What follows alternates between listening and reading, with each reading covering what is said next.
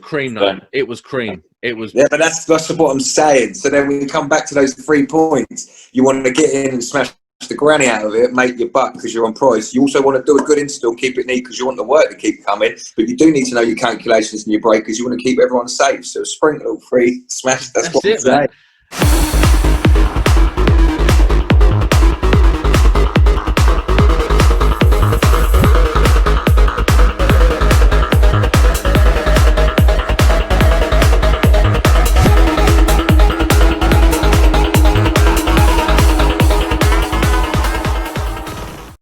Hello and welcome. It is Fat Sam. I'm here today joined by DJE Electrical. This is a new podcast. This is Short Circuit. And I don't know if you guys know about DJE Electrical. He has quite a big following on Instagram. So we're going to dive into this. We're going to dive into a bit about him, a bit about life. DJE Electrical, introduce yourself, man. How you doing, brother? Yeah, Dan, DJE, based in Portsmouth in Hampshire, but cover all the south. Electrician, dad and husband, and keen amateur golfer, I'd say. But yeah, just one of them. Hard working. Yeah, I love my golf, I must admit. You know what? I'm working with a couple of golfers at the moment, and I swear it's good. They're itching to get out in this weather. Clears your head because it's that.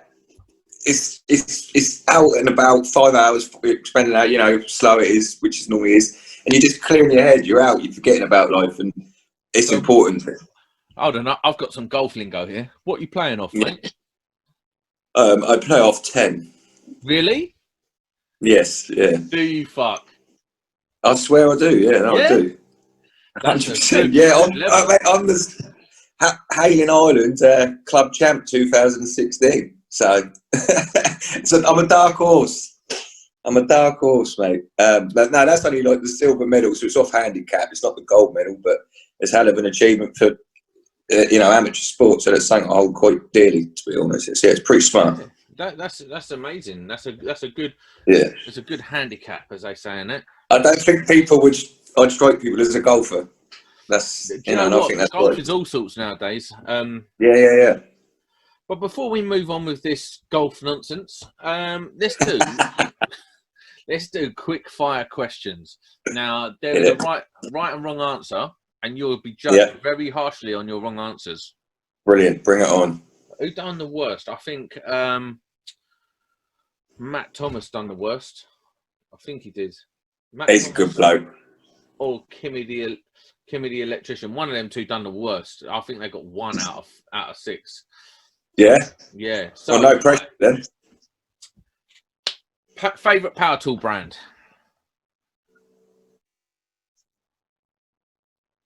So you broke out a little bit. Go on again. Favorite power tool brand? Milwaukee. Stop. Right, you're wrong on that one. Cutters or croppers? Croppers. Correct. Tea or coffee? Coffee. Correct. Work trousers or jeans? Work trousers. Oh, he's doing good here. Day rate or price? Price. So it's a funny one because I'm fat and lazy. A good day rate for me, but there is a right or wrong on that. And your go on. My favourite what? Your favourite tester brand? Q-Tech. Couldn't be more wrong. TIS. Mega. Yeah. Yeah, man. So, hey, listen. If it gives me readings, I'm happy with it. If it works, I'm not one of these for. Got to have the fluke. That's not me. Do you know what? Flukes are too complicated for me. Like it's like a spaceship, isn't it? Yes, mate. I'm a bit special when it comes to using testers. And it needs to be real basic. I suppose that's why Q-Tech are quite good. They're quite basic. That's why exactly the reason I was going to say, because I struggle with stuff like that technology. It's not my forte. I know what tests I've got to do, and I know how to do it on a simple tester. I don't need to complicate things. Fair enough. So you got what was that? 3 out of 6. That's better than last week. That's all I can say. Yeah, it's moderate. It's not good enough, though, is it? It'll do. So tell me, take us back to the beginning, mate. Tell us a bit about you and who you are. Right. Obviously, I've left school. Got my GCSEs. I've done all right at school, but I was not interested at school. So it was a case of, do you want to go to college or do you want to do trades? So obviously I wanted to do a trade. I got interviews for BT and Southern Electric, so the Scottish and Southern Power main board down there. I got into both, so I was lucky enough to make a choice. But phone engineer, no disrespect, it was just a phone engineer. I wanted to do electrical. So yeah, I've got the apprenticeship, done that, and that was 4 years. So yeah, smashed that out. I struggled massively with the theory, massively. I'm like dyslexic when it comes to reading and taking in information. I do struggle with that. But throughout, practically, I used to love it. I used to buzz off it because I would run rings around others and on that side of things, you know. So it was always, but I'd struggle. I used to really struggle with the theory. Like failed the second year exams first time. You know, I had to get tutored to get through it because without it, I couldn't be an electrician. And I was kind of tricked, I think, because when you think you're just going to go on site, be a tradesman, cushy, like, no, you're going to have to do all this, that, and the other. But obviously, it was a lot of college work. I've got a secret to tell you. Yeah, go on. I took 7 attempts to pass my science exam. I had a mental block on it. I had a mental block on it. I would just get nervous walking in there. I'd be sweating. I'd get in there. I wouldn't know what to. My mind would go blank. It's all bollocks. I don't use 95% of the stupid information because at the end of the day, you know what you're doing is this job. And I think it's like when we talk about, for instance, the ICRs, like you don't even have to take the lid off a fuse board to gauge, well, obviously with experience, but to gauge age, wear and tear, the general wear and tear of it, looking at fittings and stuff. It's all, you know, it's all from experience. And this is, you know, like the theory side, there's so much emphasis put on that at college, and some of the lads that really excel at that and are really good at that aren't so good on the tools. I don't find, it's very rare to have one, I know a few good on both. You know, there are some. There's a bit of a movement out there at the moment to, you know, be good at both and, you know, show that you know all the regs and stuff like that. But I think there's a couple of different camps out there in terms of what it is to be an electrician. You've got the high-end camp where they're like, they know the regs inside out. They can do all this and that, and they can quote regs and they can understand all the different little nuances. Then you've got another camp that's sort of in between. And then you've just got, let's just get it done camp. And like, I want to earn the most amount of money. I want to get in there, get it done.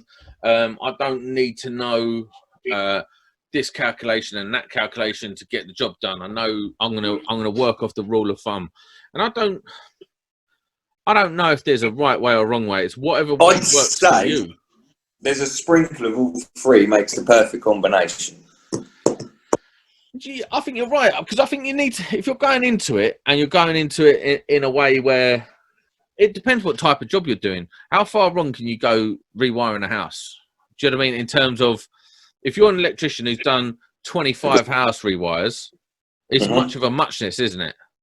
Well, this is it, and you make an interesting point, and this is the point, obviously, on Instagram. It gets heated between the different camps because what I disagree with is this class of electrician. Now, I know, you know, these guys may say, well, I do all this mega industrial commercial stuff, and hats off to them, like the stuff they do. Yeah, you know, they get my utmost respect for the brains it takes, the caliber of electrician, but it doesn't give the right to say that they are a more qualified electrician or a better electrician in so many different fields. They can say they're more qualified on paper and experience, but a guy that does a lot of domestics is going to get the job done quicker domestically with less damage.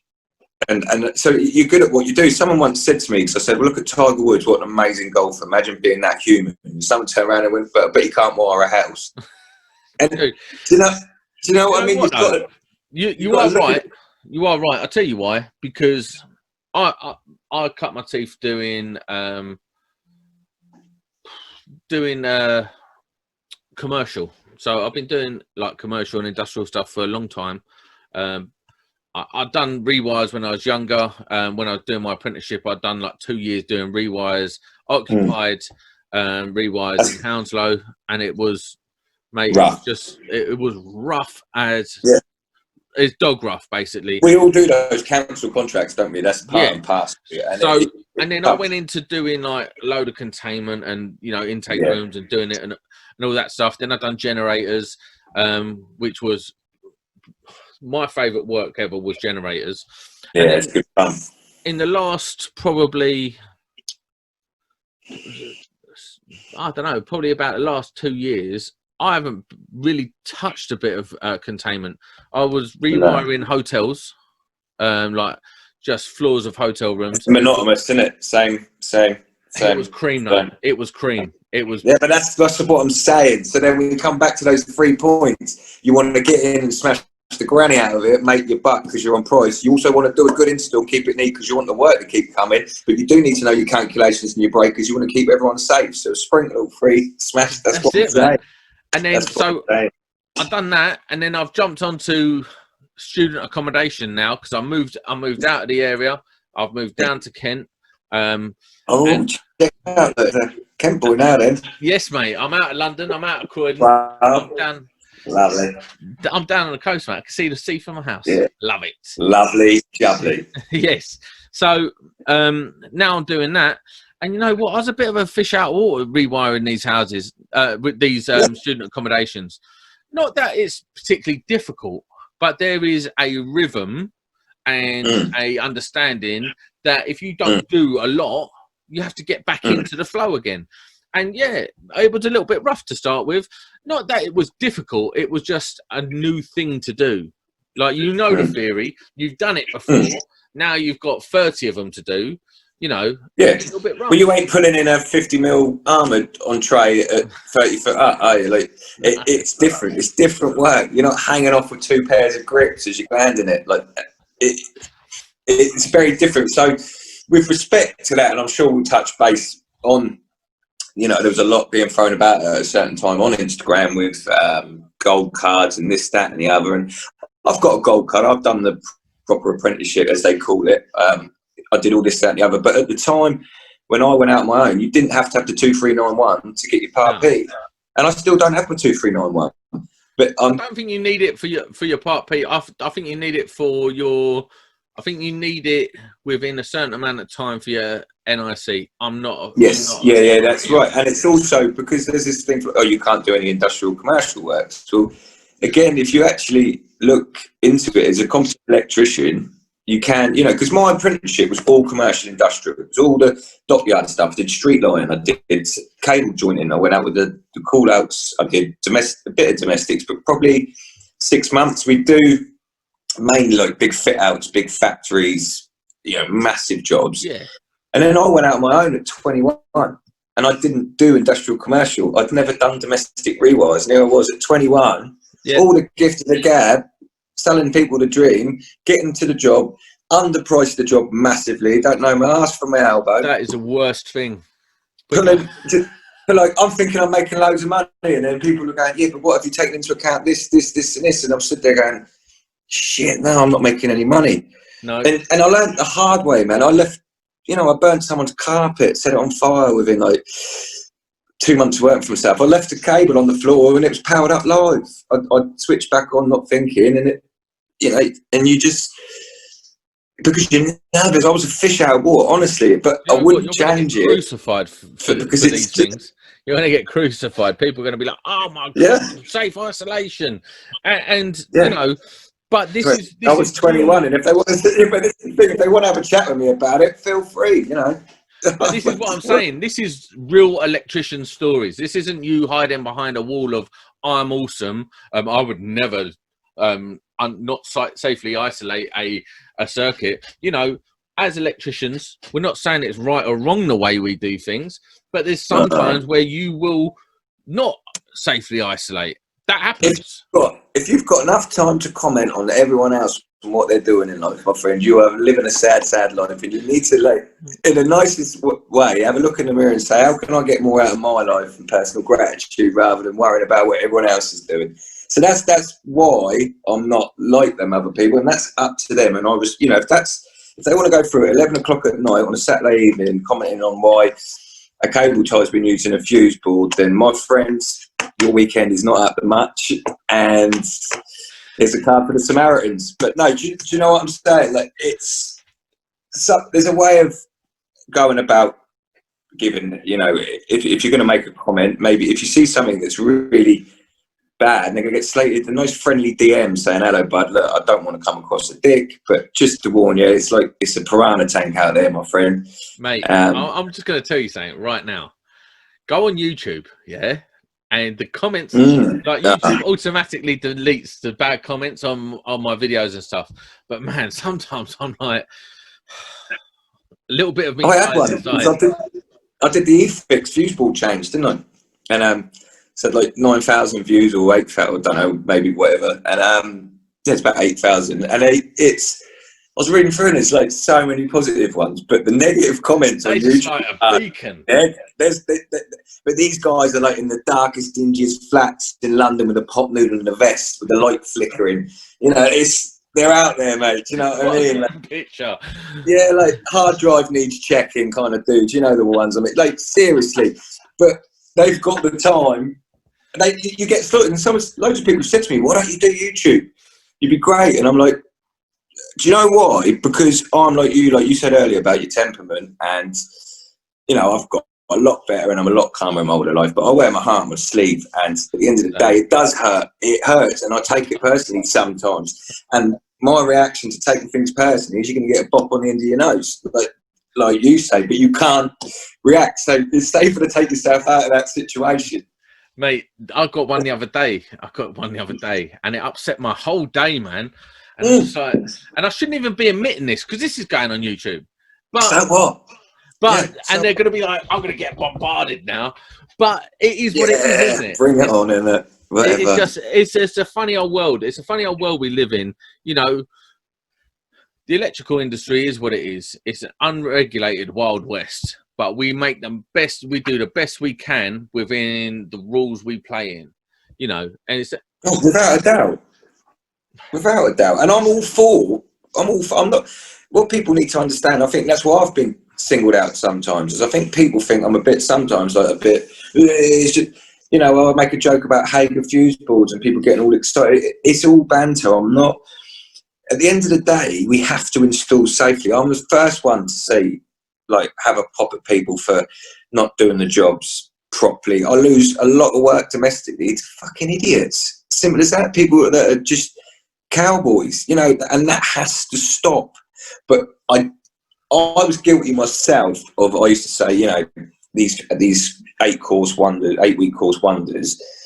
To an extent, yeah, that is dangerous getting people out working. But at the same time, I've met some really good electricians that have come from them courses. The thing with them courses is, sorry to interrupt you there. No, you're all right. This is what winds me up the most, because it's like, people think that if you got rid of them tomorrow, those 8-week courses or 12-week courses, 5-week course, whatever, people still do it. All of a sudden, the industry would be sweet.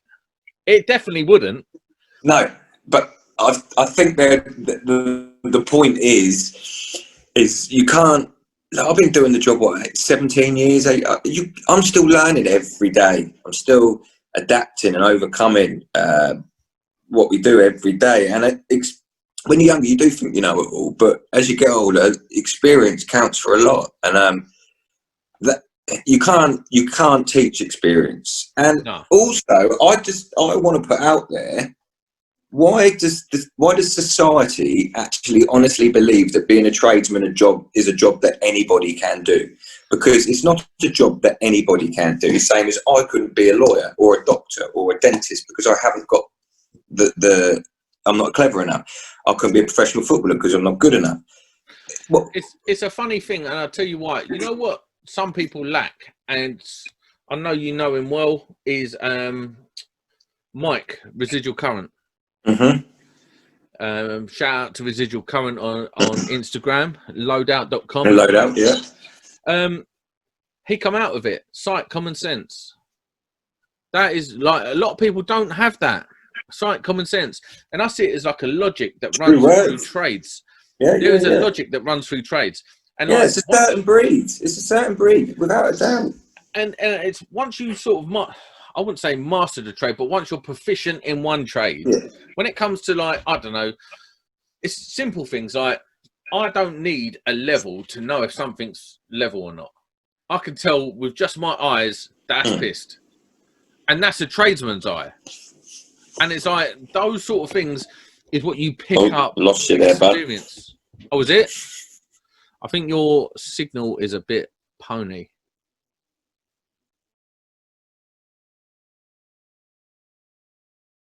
You there?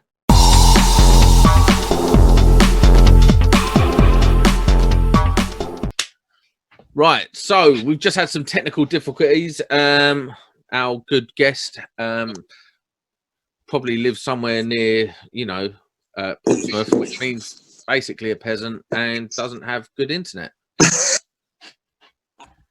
So we're back in the house now. Because he's upgraded to Kent. Yeah, so I live in... No, but do you know what? I went from Surrey to Kent, so I don't know if that's up or down. I'll let you decide. No, what was we saying? We're talking about the fact that, you know, I don't think, well, I know for a fact that if all the 8-week wonders or whatever we call them, whether they're 12, 14, 12, 10, 6-week courses, if they went tomorrow, it would not fix the industry, not even close. No, I'm not saying they're the problem. No, definitely not. But do you agree that I think it's the sense of what I think it all comes down to money. I think that's where the people, because you get a lot of guys have come out of certain jobs, all the forces, etc., have got good pensions, don't have to charge as much for a day's work, maybe a bit later on in life. And I think fair play to them. And I'm not, again, I think credit to them. But what I'm saying is, like, with these fast week, these courses coming out, can they just come out straight away and charge £200 a day to be a domestic fitter? They can, but they're going to get found out, aren't they? Yeah, but that's what I'm saying. So then that gives the industry a bad name, because then we can argue if they're getting found out, we're churning out cowboys. Unfortunately, a percentage of those guys will be not that good on the tools. They don't give a lot of training on the tools, do they? No, they don't give hardly any practical training, and this is my problem. There is the biggest part of the job. It's the only part of the job that matters, really, when it comes down to it. The theory, you don't need to know the theory off by heart, because we have a number of resources that you go to. So over the period of time, you pick up, like, so you do your 4 years apprenticeship, and you pick up the rules of thumb that we all work by. So, you know, a 2.5 ring, anything over 100 meters, you go up to 4 mil. Them sort of things you just run by rule of thumb. Yeah, it's not rocket science. Yeah. It's not rocket science. So, but these are things you pick up. They won't pick that up. They'll be going to the book and trying to do all the cable counts and stuff, which is great. But actually, you don't need that when you're just coming out. Someone like, so I think if I get the story correct. Do you know who David Savory is? No. How dare you? How very dare you? He is a legend. A legend. Well, how old are you? First of all, how old are you? Introduce me to the man. I'm 35. I was 35 on the 26th. This just now. Just turned 35. Old. 35. Do you remember a program called Bottom? Yeah, of course I do. Yeah, right. So you're that. So so you know Rick Mail was a guy, yeah. So Eddie, yeah, custard in the pants competitions and all that. Yeah. So I basically liken David Savory to the Rick Mail of the electrical industry. Now he's a YouTuber. He looks like Rick Mail. His humor's basically the same, but he's so smart. But in a funny way. And what I think, if the story is correct, he'd done one of them quick courses. He come from an electronics background. He'd done one of them quick courses, him and his mate, and they went out there. But he was passionate about it. He's still passionate about it. He's just done an AFDD video with a rap and all kinds of stuff in it, 45 minutes long. Like, and he does it in his spare time for fun. Like, but it's entertaining. You're not bored watching it. All these sort of things. Now, he's gone and done that. And then he went back and done the proper course as well. Yeah. So not only did he do the 8-week course, he went out there, started doing it, didn't feel right about it, went back and done the full course. One day. Credit where credit's due. Credit where credit's due. But people cannot argue. They can't argue. I think it's almost fact that a full-time served apprenticeship does give you better training than an 8-week course, and that's down to factors of time and capability. It's as simple as that. There is no argument. But again, we come back to saying it's not right or wrong. I just think if you're a good electrician, you're a good electrician, and you should be proud of what you do. If you're a shit electrician and you chuck it in and you know you're not doing things properly, you should give up. Try something else. I think a lot of it comes down to, self-respect. Do you know what I mean? And this is something I really want to get into with you, because it's something I've had to learn. For the longest time, I was not a great electrician in terms of didn't really care.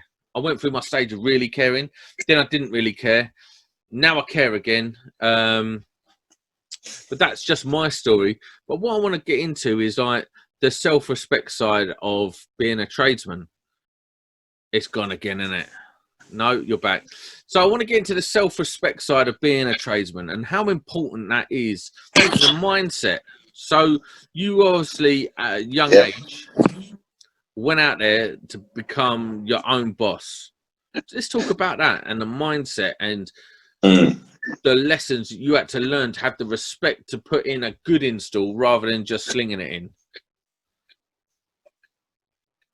Man, where to start? I got sold the dream basically by a company that was selling electrical franchise. Well, they did plumbing franchises. I won't say the name for legal reasons, obviously. And then they wanted to trial an electrical one, so I was the first one.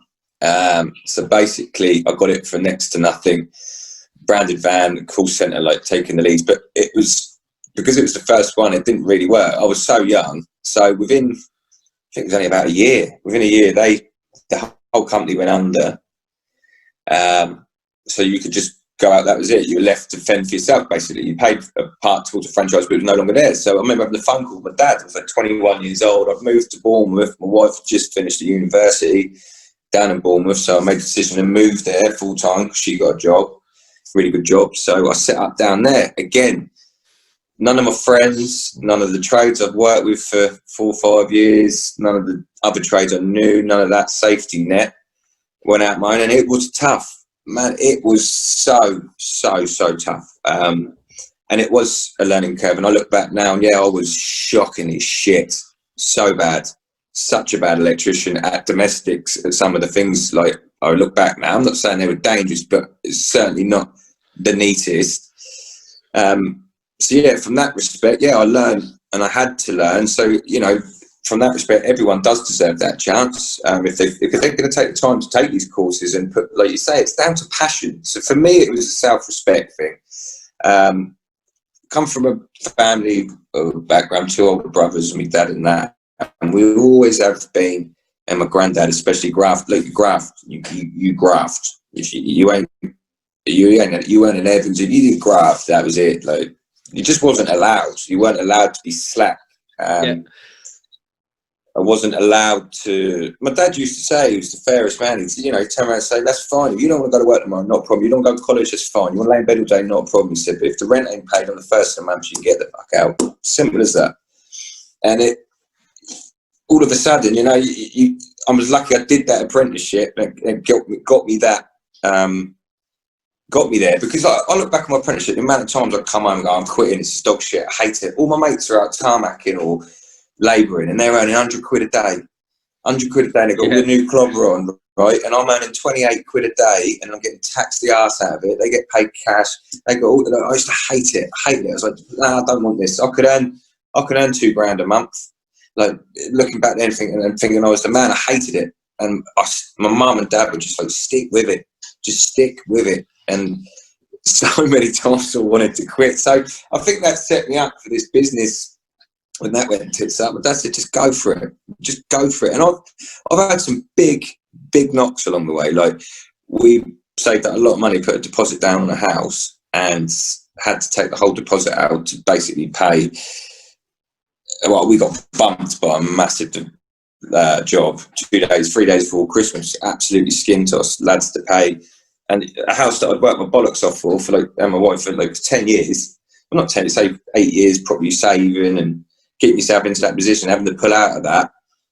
That's a big lesson. And also I've been bumped for other bits of money along the way. If I actually sat down and looked what I've been bumped, well over 100 grand in 16 years. Now people say, well, that's nothing a year, is it? But you take 100 grand out of someone who works a normal 9 to 5, that's a lot of money. Mate, how many people could say they've been bumped 100 grand? That's a lot of money, mate. But it's all through different jobs collectively over the years. You might also, so many jobs, it's like 200-300 quid, 400 quid, because they're not, when you first start out, and that maybe back when you look back, some of it was warranted, or you didn't do, as I say, it's the learning curve, but it's very tough out there. Like, I'm very lucky now. I'm very lucky in the sense I basically pick and choose to an extent who I work for. I've got a good client base, good recommendation, word of mouth, and I can honestly say, without being big-headed, we're fucking good at what we do.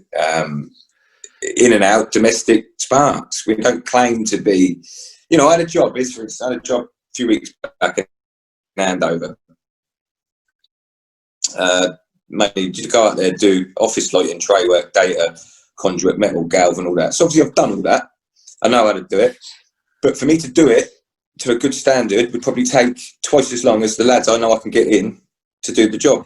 So I called on my team. Well, I call it the band of brothers. It's 10 of us. I've got a few WhatsApp groups, but there's 10 of us in a certain group. JK Installations, Alm Electrical, Ian Eco, Home Electrics, like that's Stuart, SC Electric, Dan, True Sparking, Scotty, ST Electrics. I'm thinking if I'm going to miss someone now, Finn, Ray, down in Dorset. So yeah, I've just gone completely off tandem there, but basically I've even forgot what I was talking about there now. No, you call on these. We was talking about your A team. Yeah, that's basically, that was it. I went proper tandem then, but yeah, it's basically I called on a couple of them lads to come down and help me, and they did. That's an amazing thing about Instagram. That's what I was getting at. But without the, I put pictures on the job, but I'm not going around going, this is what I've done and created. I worked on it, but without them boys, I couldn't have done it. So you adapt and overcome, but then there's jobs where people go, I've got a rewire, mate. It's lived in 6-bedroom, and me and my lads are like, piss it.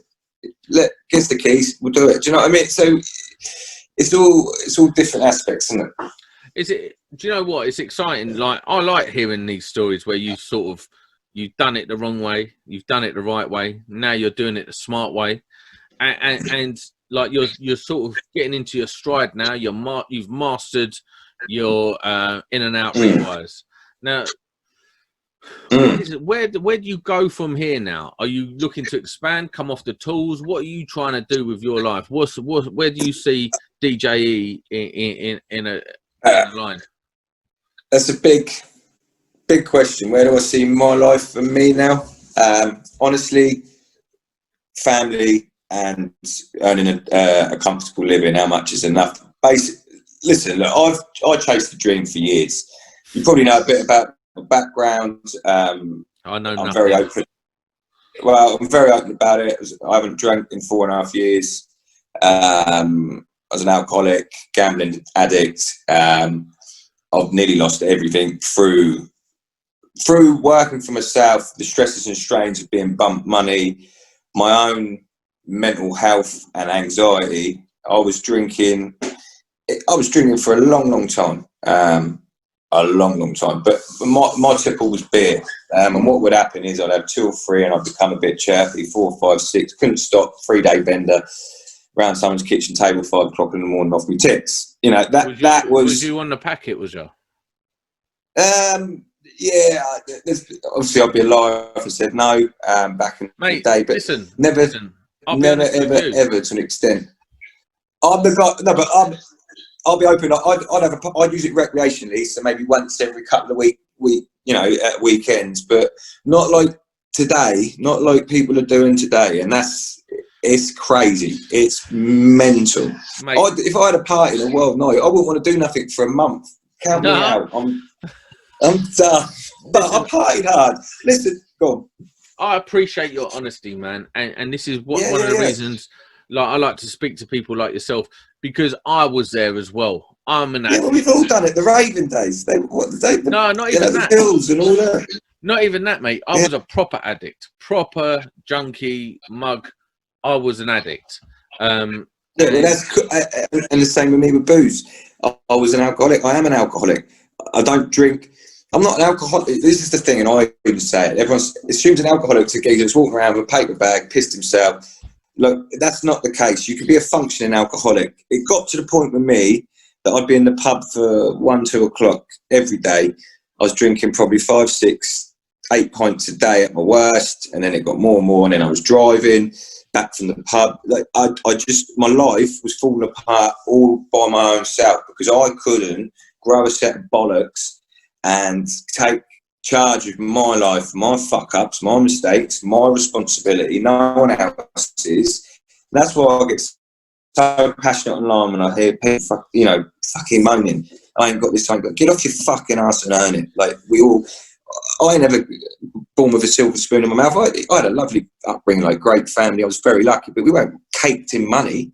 I was caked in love and support. And so the reason I'm so open about everything is my son is one day going to ask me questions and I will openly sit and talk to him about everything because I don't want him to live the life that I led. Learn from my mistakes. A wise man learns from others' mistakes. And I really want, and that's why I'm doing so much on Instagram for mental health, because the pressures of drug addiction, gambling, you're going from school to a man's job. So especially when I went first on site, if you weren't chugging 8 pints of Stella and having a tear up outside the boozer at 11 o'clock on a Friday at the age of 16, you weren't liked on site. No, you was just a bit of a lady boy. Yeah. Like, at the end of the day, like you going on site, I remember it was it's not like it is now. That was a tough old set. Like, I remember getting punched, not clean out because I'd done something wrong, like literally bang clean out, and I thought, Jesus, like that's mental. That's mental. I'll be honest with you, that's what I thought it was like. So I come into my apprenticeship very late on. I come into doing my apprenticeship when I was about 25, something like that, maybe 24. I can't really remember. There's so much gone on since. And I thought, right, I'm on site. Anyone tries it, we're going. I mean, lunatic, right? At the time, I'm in shape. I just finished working at a gym and all that. I'm not the fat man you see before you today. So that's a grand fat man, though, mate. Rocking it well. It's a good look. I'm fat and proud. And rock it, mate. Embrace it. Listen, I can't do nothing about it. It's genetics. All I'm saying is... Wait, trust me, 4.5 stone heavier. I lost 4.5 stone in just under a year from not drinking. There we go. Wow. I was a bigger boy. But no, I'd go onto site and I thought, so when I was going onto site, I was going onto like Skanska sites and, where none of that goes on. But I'm thinking, I better be on top form on these sites. And they're talking about hazing apprentices. And I'm like, boy, try it. But, and I would be starting on people who I thought were putting it on me. And, I'd end up being like, you got to leave, mate. And I couldn't really understand it for a bit. But it's not about that. And this is one of the things I wanted to get into it with you. Because actually, we're a certain type of guy, I wouldn't describe myself as a hard man. I'd describe myself as a hothead without a clue. Do you know what I mean? Like, stupid stuff. I'm not hard. I couldn't punch my way out of a wet paper bag, but I'll get the ump with you quick. Do you know what I mean? That's that sort of thing. Yeah.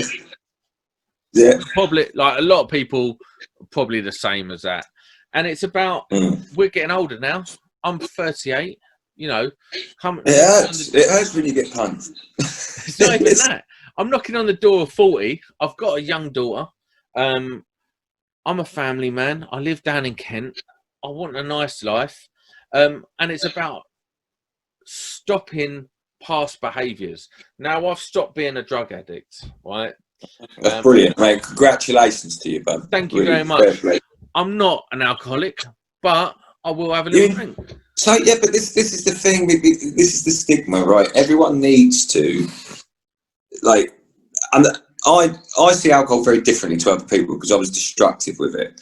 Look, the reality is alcohol isn't great, but at the same time, there's a lot of people that drink responsibly, don't make dicks of themselves, and they shouldn't be punished for enjoying a drink. I'm not saying that. I'm a big advocate for cannabis and medical marijuana and what that does for treatments, and that's a whole other topic. So, you know, but people might look down their nose at that, but then those same people will sit and drink 2 bottles of red wine of an evening. But the difference is I ain't judging you. So I think we're all different, but some people need to face the reality that not everybody can drink. And I just think we come from society. Debbie's leaving the office, she's getting a new job, we'll go for a drink. Birthdays, Christmas. If you go on holiday, it's 2 o'clock in the morning in the airport, drink. Weddings, christenings, bar mitzvahs, you know, you name it. Obviously not bar mitzvahs, but you name it, everything. We all just drink. We're going around so-and-so's for a drink. We're going there for a drink. And that's fine. Obviously, we're a nation that enjoys a drink. That's not normal, is it? Like, really, in the sense of some people base their whole life around their social.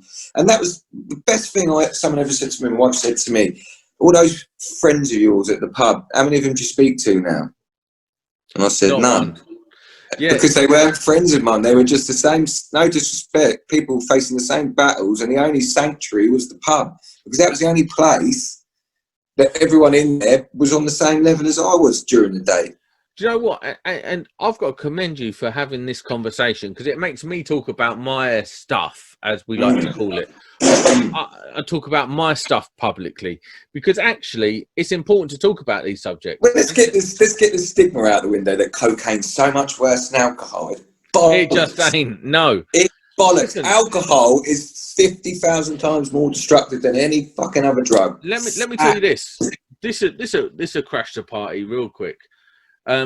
When I was at my worst, a friend of mine from the gym, my gym days, he saw me and he was like, Jesus, what's happened to you? He said, listen, come with me and we'll go to the meetings.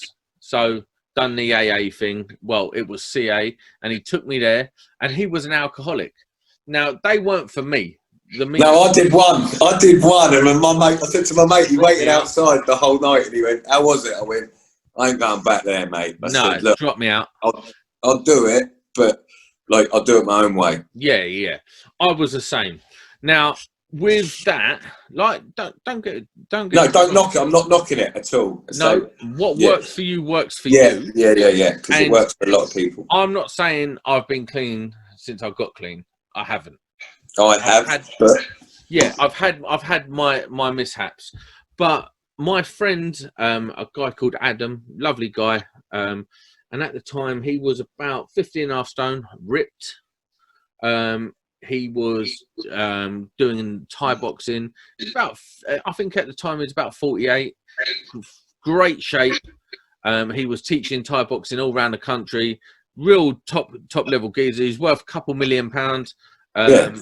Building motorbikes on the side. Fantastic geezer. Fast forward, he gets me clean, right? Gets me clean, and I owe him everything. So 3 months after getting clean, I end up with Amanda, my now wife. We have a lovely little family. Still in contact with him during COVID for about 3-4 years of me being sober. He slipped back into drinking again. Now, you want to talk about alcohol and how it strips people of every single thing. Yeah, mate, it takes everything away. My self-respect, it took away. And he died. And he died in March.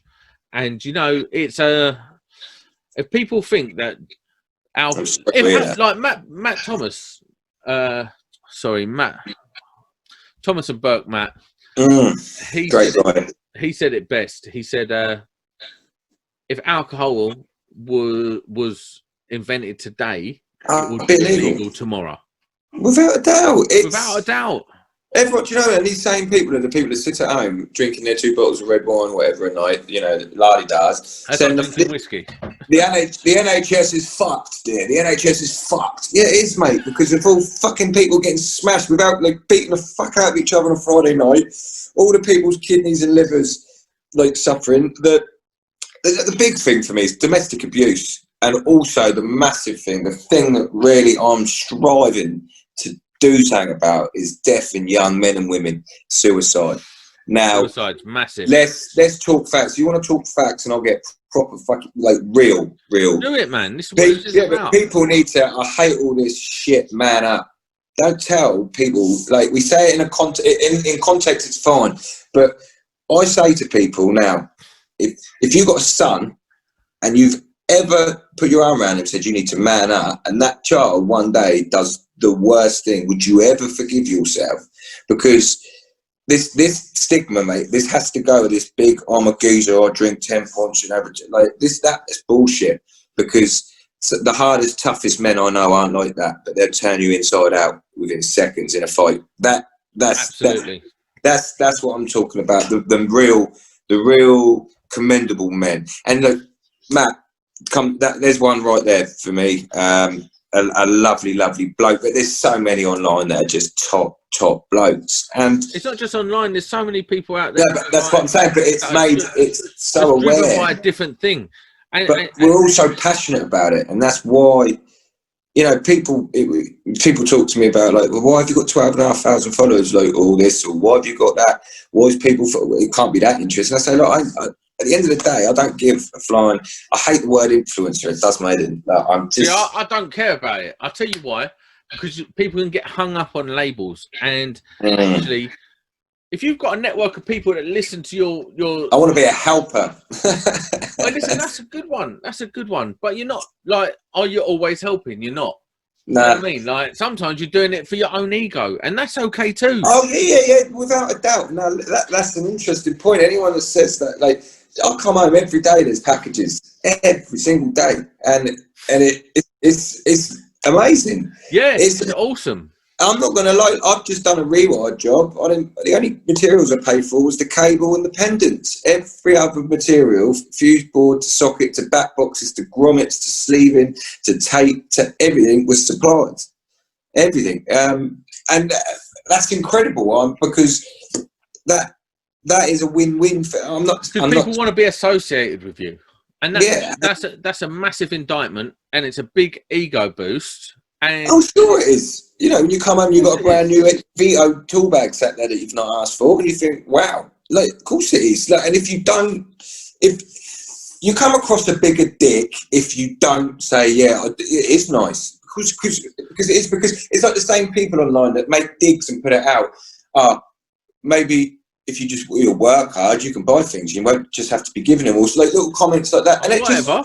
Yeah, but that's my point. You might put that comment out, and 5 or 6 people might agree with you, and their little ego's like, yeah, they agree. But actually, you're coming across to everyone else is a jealous, twisted, bitter twat. And that's, I don't look at people like, for instance, I look Nick Bundy or P. Burke. I don't look at them and go, oh, what? Or Davis, they've got everything. I look at them and go, fair fucking play. You know, exactly. me and Nick, it was a funny one. It was brilliant. I was at work. I was having a bad day anyway. And Nick Bundy messages me, do you know this geezer? He sent me this. And this geezer sent him, this is the guy slagging you off in all his videos, Nick, DJE Electrical Services, my logo. So I was like, well, Nick, you follow me, mate. So unless you're not watching any videos, I said, have I done it? Like, we was laughing and joking about it. But someone's gone out of their way to try and put a wedge in between 2 guys that are just doing what they do, doing what we're doing. And Nick, listen, I've got to ask you a question quickly. What's on my brain? I've got to ask it. Did you buy followers? No, I didn't buy followers. No, because this is what I've been told by, like, in the underbelly. Yeah, that's fine, and that's fine. But let them talk about that. What's happened is you can use your hashtags and your stuff like that to put yourself out there. There obviously is, and there is software out there. It's not buying followers. You can get your stuff out to different markets and bits and bobs like that. So like the Middle East, or you do sponsorships and stuff like that. You rip the ass off it. I've not actively gone and brought followers and like clicked on buy 2,000 followers, but I think people personally, the reason I don't bring it up on Instagram is I personally think a lot of the guys that talk about this are throwing stones in glass houses, and it's very easy to forget. Now, I'm not saying anyone, and I'm not pointing any fingers, but if there's an account with 20, 30,000, 40,000 followers and all you're posting is the same kind of content, people will ask you the same question.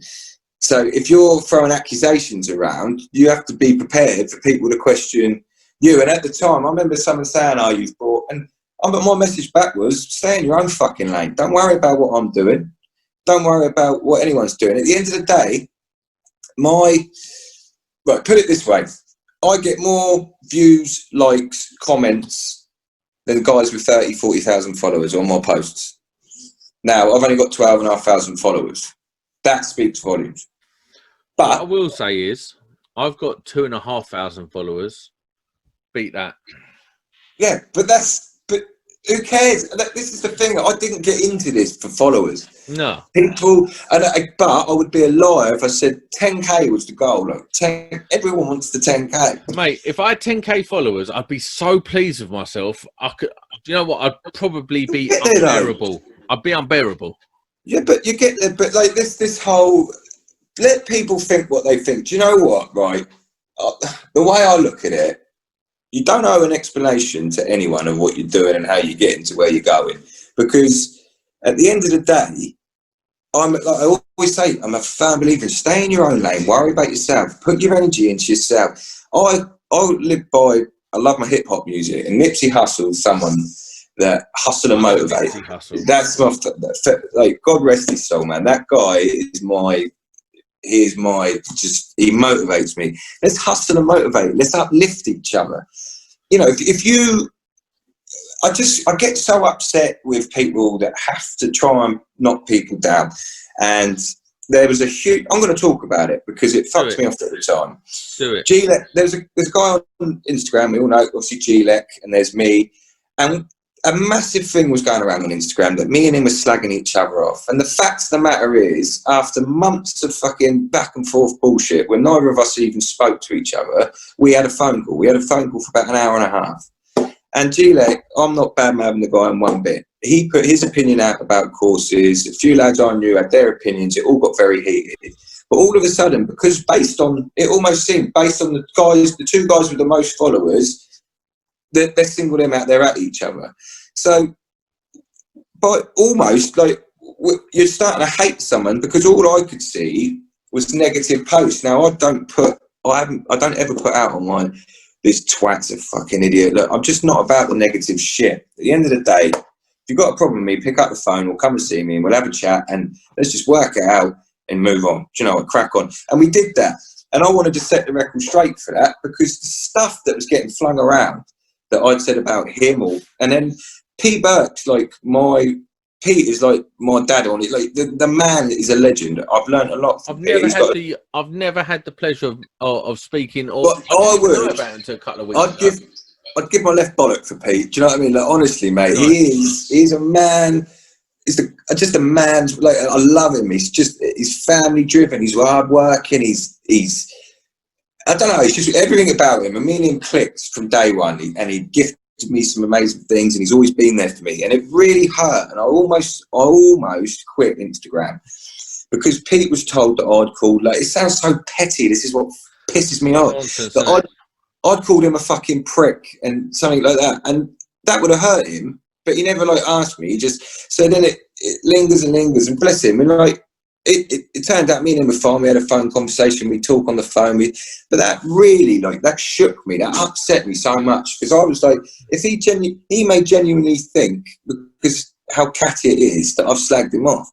But I like to think, and I think people get to know me as a character, I wear my heart on my sleeve. No. Just breaking up now. You haven't got to look to me for being the stirrer. Because are you there? Yeah, I'm here now. I'm here.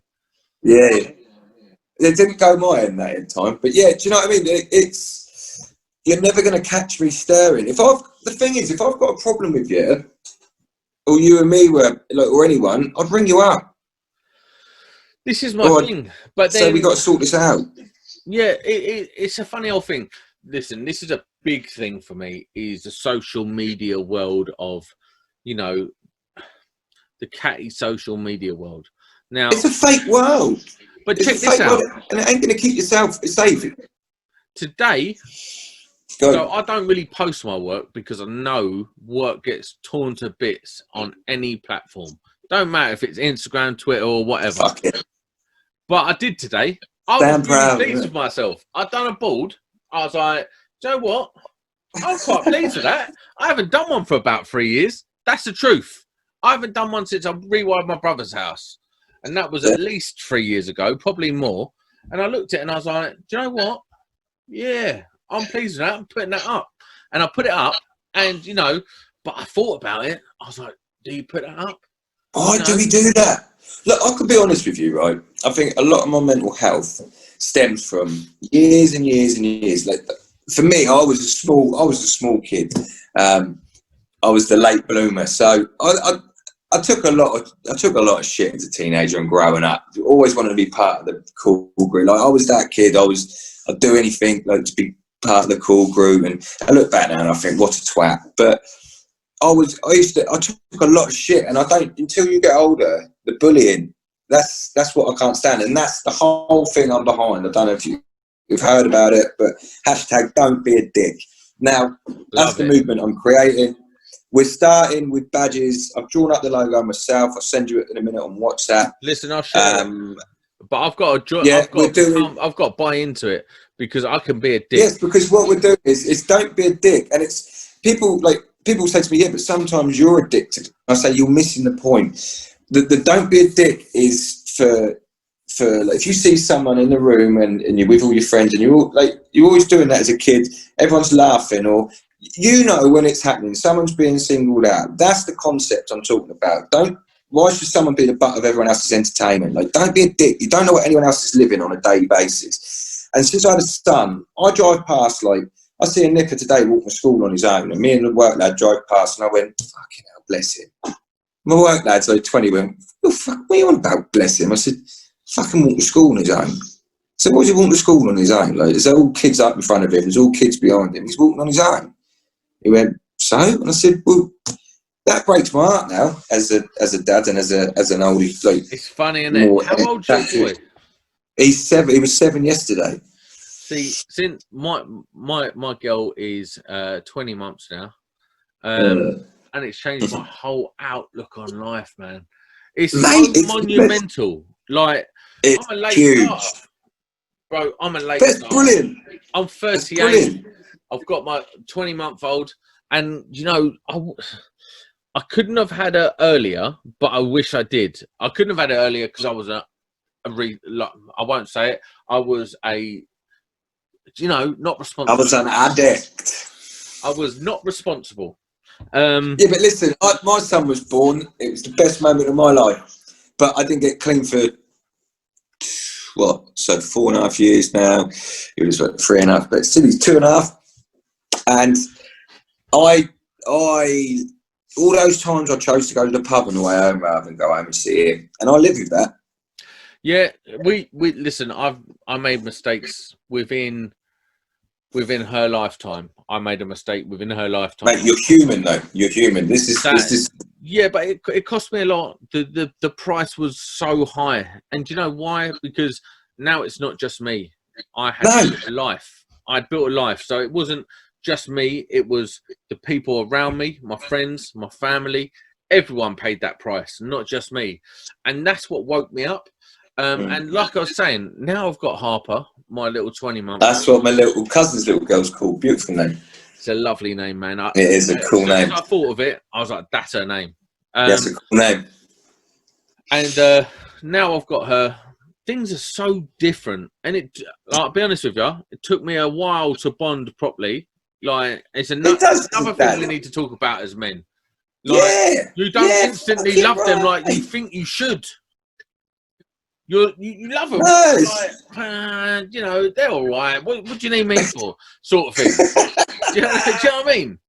And it's like it's a weird thing. I didn't bond properly for maybe a year, you know? yeah, because you're still out as a bloke. You're still out doing selfish, prickish things, isn't you? Like, if the lad said, "Oh, we got a weekend in Benidorm," Yeah, I'm on. that's like fucking right. Fuck being at home with the family. And you look back and you think it's all right every now and then, but fuck me, like each to their own. But when you get to a certain age, listen, let me put it like this, right? I'll come home and my wife Amanda will be at the door. I'll pull into our driveway. My wife will be at the door. Harper will be there, and I'll walk up to her going da da da da da da, and she'll be dancing around in circles, doing this, dancing around in circles. Now, there is no amount of cocaine, alcohol, you name it, that can stop me from going home to that. Yeah, mate, without a doubt, and But it was a journey to get to that. Oh, without a doubt, but not just that. Like, you do it for you know, it's your family, your wife, and because you forget that they're living it with you. It's a fucking nightmare. I'm not going to get into another side of things, but unfortunately, there's addiction in my family, and seeing it from the outside now, and not being able to help, because sadly, until an individual truly wants to help themselves, so this again, this is where we get back to the don't be a dick. Me and I've spoke to a lot of lads about it. It's a charity I want to start. We're starting with badges and stickers. I think pin badges are really take off. Then I want to get onto the obvious, like your hoodies, your hats, your snapbacks. I want to organise a golf day next year. I've already got the 18 teams sorted. Just want to do it all. Yeah, but everyone get involved. I've been talking to a couple of quite well-known people who have suffered with drug and alcohol addiction to do after dinner speeches and stuff. The Ginger Cabbie, give me a shout out because I talked to him. Why don't you do I don't know if you've seen the Ginger Cabbie on him. An influencer boxing night? And mate, I'm well up for that. I'm in. I'm well up for that. I will do it. I'm in 100%. Who's going to want to fight me? I already know who my opponent will be. Who are you fighting? Tell me. No, I can't yet. But listen, influencer boxing night, all comers, let's do it. I'm in. Oh mate, oh my god, you could. There's already some bouts I've got in my head of people that are just. But how fun would that be? Listen, we're all men. Put it on the line. This is for that comment you left me on February the 12th, 2019. You prick. Oi, sign me up. Listen, I would listen.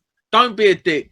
Listen, because ultimately, when two men get in the ring and they have that moment, they finish up. It ends on respect. You're shaking that person's hand. It ends with respect. I think there's a lot that can be learned from it. My little boy's he's gone through all the colours of his karate bout. He's now on the brown belt, third stripe. He's 7. Ooh. The boy's kicking ass. And I wanted him to do that, but I've got to say, my wife is the biggest. She does a lot more of the karate with him than I do, because unfortunately Saturday mornings, 9 times out of 10, I'm either working or I used to play golf for weekends, but I wouldn't. Obviously, I'd take him to karate as well, or I'd work, but mainly working. And at the minute, I hate working Saturdays because I don't get to do that. But he shows me all. He shows me all his drills. We go through that. We went to the Nationals, bless him, in Swindon. Came back with a gold and a silver medal. So we'll be tapping Conor McGregor out in 20 years, like the Mayweather fight. Get him out of retirement. Let's do it. Listen, my boy. I love that. I love that. But he's such a quiet, beautiful, peaceful, intelligent, respectful young boy, and I want him to stay that way. Why do you think that is, though? That's because of discipline he learns his mother from martial arts. And his mother. Yeah, well, that too. Listen, Harper doesn't know yet, but martial arts is like school for her. She's going to be doing it whether she wants to or not. And people think martial arts is just karate and stuff. Whether it's boxing, judo, jiu-jitsu, karate, it's not. Taekwondo. It's a state of mind. It's a state of mind. It's a state of mind, and it's a discipline, and it's and you know what? It shows hard work breeds reward. You put in the hard work, you get your belt. And also, what I just bang into him, you do not start any fights, but my God, you fucking finish him. Yeah. And I'm telling you, if you got, and that's not, it's tough out there. All these people go, oh, you shouldn't teach your kids. I'm an old firm believer in we all need to be able to defend ourselves. It's as simple as that. Because I tell you what, it's a lot easier than getting your head kicked in all the time. We live in a world now where people are going to pull a knife on you for whatever. That's the way the world is. It's gone mad. Deal with it. All this, we can campaign till we're blue in the face about not carrying knives and weapons, but it's never going to end.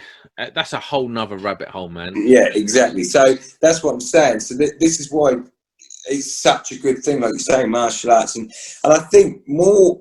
I don't think it would be a bad idea if they made it mandatory at school, like primary school. It used to be like schools used to do boxing as part of the curriculum, like it's PE great be a bit of boxing. Because you don't see boxers and karate and jiu-jitsu and MMA fighters out in the street fighting. It doesn't happen. No, you don't. The majority of them will be like. Well, it's the odd case, isn't there? Of course there is. Fights happen. Of course there is. There's exception to every rule. Like, before I was fat and a drug addict, I did try my hand at MMA. I was rubbish. I'm not hard. Couldn't punch my way out of a wet paper bag, but I had a go. I enjoyed it and it was fun. But before I did that, I competed nationally at Brazilian Jiu-Jitsu, which is all the grappling side of things, and I loved that. And I used to travel around. It's an art form. It was brilliant. And then so I made a switch and I went into MMA, and I had the opportunity to meet some of the. I met Anderson Silva, trained with him. I trained with Mike Bisbing. Wow. You know, I've met a load of them because the gym I was going to, Jimmy Manua, you find that a lot though in boxing and MMA. A lot of the lads they all use normal gyms. That's what the community's like. It's not unusual to be in a boxing gym in Sheffield and Amir Khan or Cal Brook walk in and just start. No, not at all. Not at all. And that's amazing that you put yourself in that position. You do. That's the point. Is you meet these people. And they're so down to earth. Oh, they are. Jimmy Manua, UFC fighter, is someone I know. Wow. I trained with him. It was his gym, his MMA gym that I used to go to. I wouldn't say he was a friend, but if I saw him in the street, we'd have a good chat. It's amazing. You know what I mean? And you know, I used to train with him and all these sort of things. It was fantastic time. And you know what you realise quite quickly is you ain't walking into that gym acting a dick. Oh, mate, you'll get turned over. You ain't acting a dick. I did it once. I tell this story. And at once being the operative word. Yeah. So I've gone in there and I'm quite a good grappler. But I'm, you know, I haven't grappled for maybe a year. I'm a bit chubby. I'm not in prime shape yet. I'm quite early on in my MMA transition. So I'm also a little bit old for this shit as well. Anyway, so they paired me up with this 16-year-old, and I'm tying them up and that. And I was like, oh, you know, listen.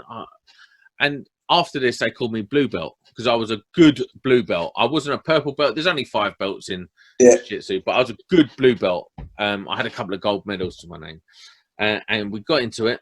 And I was like, oh, is there someone else I can go with? You know, I feel like I'm not. And they went, oh, all right. Yeah, I got you. And they put me with this guy called Curtis. And his nickname was Farmer because he had like farmer strength. It's like he was like 12 and a half stone, but like the most strongest 12 and a half stone person you've ever been in your life. And I was like, all right, yeah, let's, yeah, that's fine. Anyway, so Dean Marin, I think his name was Dean Maringo. Quite a good trainer, excellent fighter, excellent trainer. And he said, yeah, blue belt, go with Curtis. And he goes, what we're going to do is we're going to do jiu-jitsu with strikes. And I was like, oh, hang on a minute. You know, here I go with my floppy wrists about to go into a jiu-jitsu grappling match. With some geezer, the other geezer just goes, ping. And I was like, what was that? Ping, ping, ping, ping, ping. And then I fell on the floor and I'm covering up and I'm like, what is going on? And everyone's falling about laughing. And I'm getting battered. And I'm like tapping out and it goes, no tapping, no tapping. And I got beat. I had my belt and I come out again and I was like, what's happened? But that's, do you know what? You make such an interesting point. Because of that behaviour, that's why there's no singling out of people made to feel horrible from these people that go to, but like that's the point I'm making. If you do something like that, it makes you open, because I was only open to it when I became a dad, really. Let's be honest. I was always, and I look back now and I think, yeah, I've given people hard times, but Jesus, I was given a hard time. So, you know, I want, for the charity, I want to try and nip it in the bud before it becomes a problem. So you're targeting like 16, 17, 18-year-olds in the trades of the pressures of going into the real, like the big bad worlds, the work world. It is different. You think you know it all and you don't, and I was the worst for it. But just have that guidance. Just to have, I want to do it as a charity because I see people go on courses and pay to go on courses, stuff that I firmly believe with a helping hand and an arm round and a good chat and I think chatting to people on your level and people that, listen, I hate talking like this because it makes you sound big-headed, but just talk. I get a lot of DMs, a lot of DMs from young lads, especially talking about, you know, how'd you do this? How'd you do? Oh, yeah, fair play to you, oh, man. I love you. Like, your page is, you know, how did you? And it's hard, and you think, fuck me, I'm just me. I've fucked up more times than I care to shake a stick at. I'm still winging it now, mate. But what I'm doing, I fake it till you make it. You know what, though, this is precisely what we're in it for.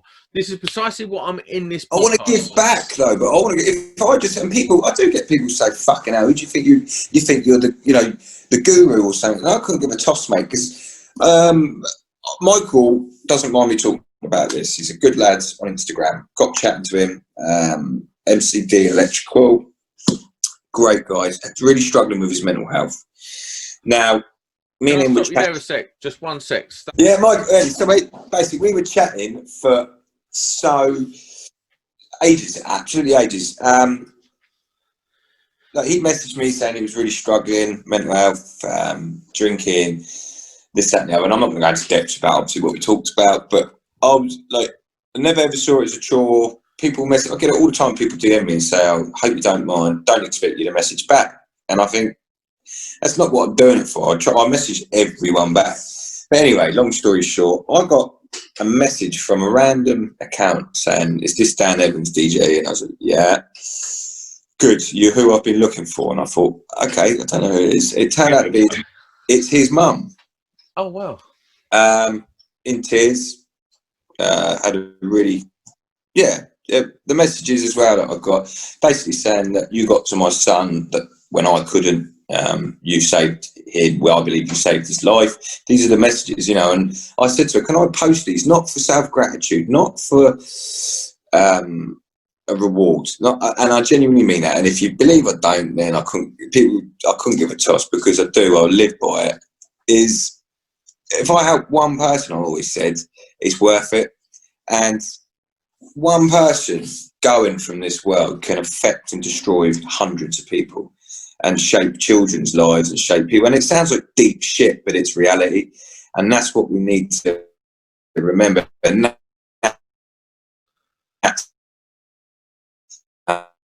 that's I'm honest, because how can I have people message me about,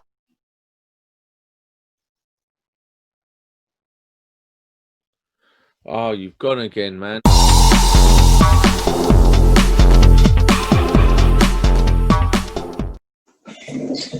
yes, so let's wrap this bit up, right? So go back to I was basically talking about experiences. So basically, get the DM, and I always ever say that I will only ever talk about what I've experienced, because as I was using as an example, someone DM me about domestic abuse, and I was like, look, can't help you. I can't help you. I'm not getting. That's why, you know, I'm not getting on my high horse or being righteous. I'm just trying to stop people making the same mistakes, because in the reality, in the world we live in, there was many a time I said to people, I'm drinking too much, and a lot of the lads would laugh it off and say, no, you're not, don't worry about it. Whereas you don't need that. You need, you know, you need honest people around you, don't you? And that's the thing. So yeah, I will only ever talk about what I've experienced. I'm not qualified to talk about coke addiction or drug addiction in that sense, but alcohol addiction and gambling. I mean, gambling was the one. They go hand in hand. Gambling and drinking go hand in hand. Go on, mate. Well, there was a time I wouldn't think twice about walking past the bookies with a grand cash in my hand and spinning a lot, and I've done it many a time. That makes I've never been a gambler. Like, I've tried to gamble, vile, and I lost every single time, so I stopped. It's vile. I was an out-and-out drug addict. But it all starts. That was me, out-and-out drug addict. Now, I want to wrap this up, but I want to wrap this up with a caveat.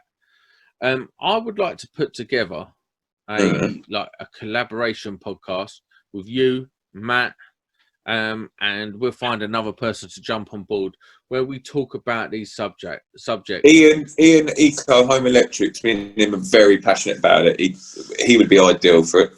And we'll do a collab. We'll do a special edition where we talk about our demons and how we overcome them, and even if we haven't overcome them, how we're trying to overcome them. You combat them daily. It's still there. Daily. It's always it never goes away. And I think this is a really powerful thing, because I think it's a massive problem in the trades. It resonates with myself. It resonates with a lot of people out there. I know a lot of people out there that get paid on a Friday. Come Monday, they want to borrow 20 quid to see them through the rest of the week. Because they put it all out their nose, and that's up their nose in a fruit machine, on the football, on their voice. Yeah, and so bringing this to a conclusion, mate. We've done an hour and a half. It's been fascinating. Sorry about the internet keep dropping out. Listen, man. I'll have to get someone around to sort it out. Move to Kent and you'll be just fine. Okay, yeah. Okay. And you can drink rum and podcast. No, I can't drink rum. No, for sure you can't. But listen, man, it's been fantastic talking to you. This is what this podcast is about. Short Circuit. Short Circuit is about mentality, well-being, addiction, whatever story you want to bring to the table and talk about. We're all tradesmen. Yes, let's do it. And it relates. Listen, thank you very much. Where can people find you? Yeah. I'm on Instagram only, because I don't do Facebook and I don't do Twitter, and I don't. So Instagram, DJ Electrical Services. Thank you very much. Yeah. Thank you, mate. Take care, bud. You take care. Yeah. We're out.